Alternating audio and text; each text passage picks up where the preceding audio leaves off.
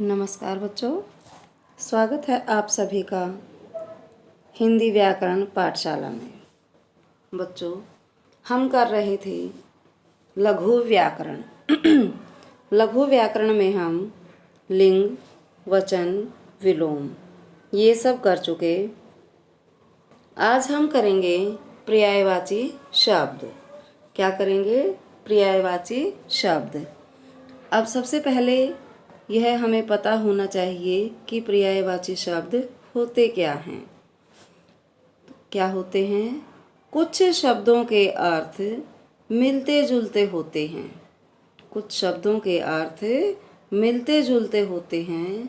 समान अर्थ का ज्ञान कराने वाले ऐसे शब्द पर्यायवाची या समानार्थी शब्द कहलाते हैं। समानार्थी मतलब जिसके अर्थ समान होते हैं। अगर हम संक्षेप में कहें तो समान अर्थ देने वाले शब्द पर्यायवाची शब्द कहलाते हैं। जो समान अर्थ देते हैं उन्हें हम क्या कहते हैं? पर्यायवाची शब्द। तो चलिए हम करते हैं पर्यायवाची शब्द। पक्षी। पक्षी के पर्यायवाची शब्द कौन कौन से होंगे? खग, विहग, पंछी। कौन कौन से हैं? खग, विहग, पंछी।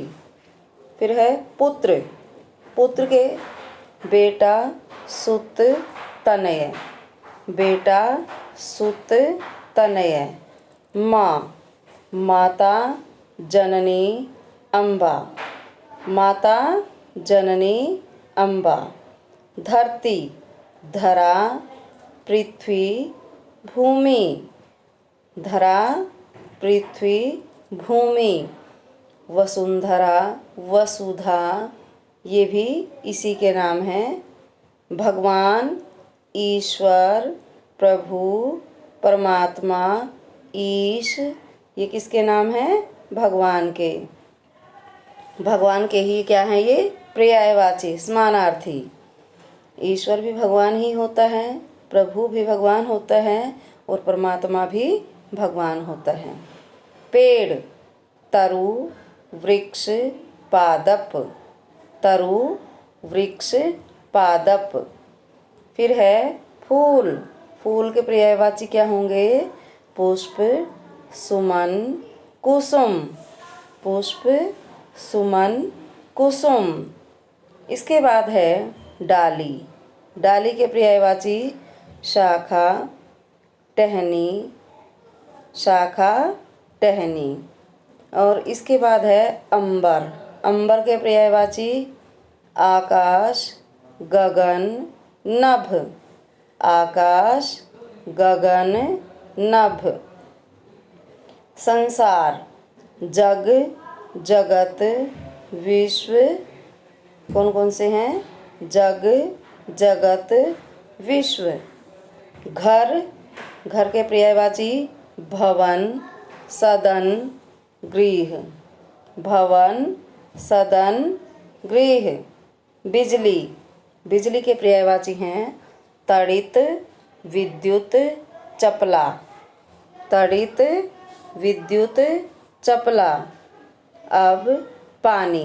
पानी के पर्यायवाची जल, नीर, वारी, उदक ये सब किसके पर्यायवाची हैं? पानी के। खून, रक्त, रुधिर, लहू। रक्त, रुधिर, लहू। उसके बाद है बगीचा।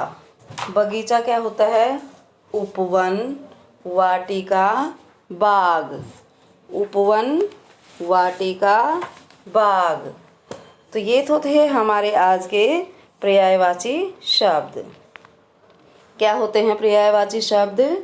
जो शब्द समान अर्थ वाले होते हैं, जिनके अर्थ समान होते हैं, वे पर्यायवाची शब्द कहलाते हैं। अब पर्यायवाची शब्द के बाद हम करेंगे चित्र वर्णन। और चित्र वर्णन के लिए सबसे पहले हमें किसकी ज़रूरत होती है? चित्र की। जब हम चित्र देखेंगे उसके बाद ही हम उसके बारे में बताएंगे। ठीक है, तो मैं आपको चित्र दिखाती हूँ। आप इस चित्र को देखकर इस चित्र का वर्णन करेंगे।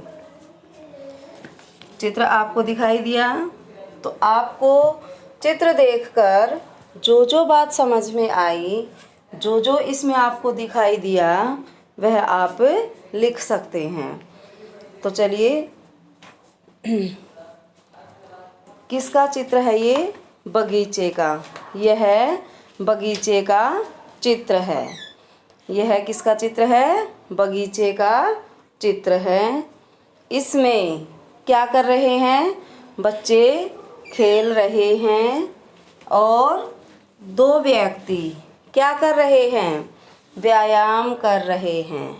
क्या कर रहे हैं? व्यायाम कर रहे हैं। और क्या दिखाई दिया हमें इसमें? इस बगीचे में एक वृक्ष है। वृक्ष पर घोंसला है और वृक्ष के नीचे एक औरत बैठी है। बगीचे में सुंदर सुंदर फूल खिले हैं और पक्षी यहाँ पर उड़ रहे हैं। बगीचे का जो दृश्य है वह मनमोहक है, बहुत सुंदर है, मन को अच्छा लगने वाला है। और अब मुझे तो इस चित्र में यही बातें दिखाई दी। इसके अलावा भी बहुत कुछ है इस चित्र में, तो आप वो भी लिख सकते हैं। यह कोई ज़रूरी नहीं है कि जो पंक्तियाँ मैंने बोली हैं आप वही पंक्तियाँ लिखें। आपको इस चित्र में जो कुछ दिखाई दे रहा है उसका वर्णन आपने इस चित्र में करना है। ठीक है, तो इसमें क्या क्या दिखाई दिया एक बार हम पढ़ लेते हैं। यह बगीचे का चित्र है। चित्र देखने से ही पता चल रहा है बगीचे का चित्र है। यहाँ पर कुछ बच्चे खेल रहे हैं, खेलते दिखाई दे रहे हैं। तो बगीचे में कुछ बच्चे खेल रहे हैं। इसमें दो व्यक्ति क्या कर रहे हैं? व्यायाम। व्यायाम जिसको हम बोलते हैं एक्सरसाइज, तो हिंदी में क्या बोलते हैं? व्यायाम। दो व्यक्ति व्यायाम कर रहे हैं। बगीचे में एक वृक्ष है, वृक्ष पर घोंसला है। एक महिला वृक्ष के नीचे बैठी है और एक बच्चा फूलों को या तितलियों को पकड़ रहा है। फूलों पर क्या मंडरा रही हैं? तितलियाँ। एक बच्चा तितली को पकड़ रहा है।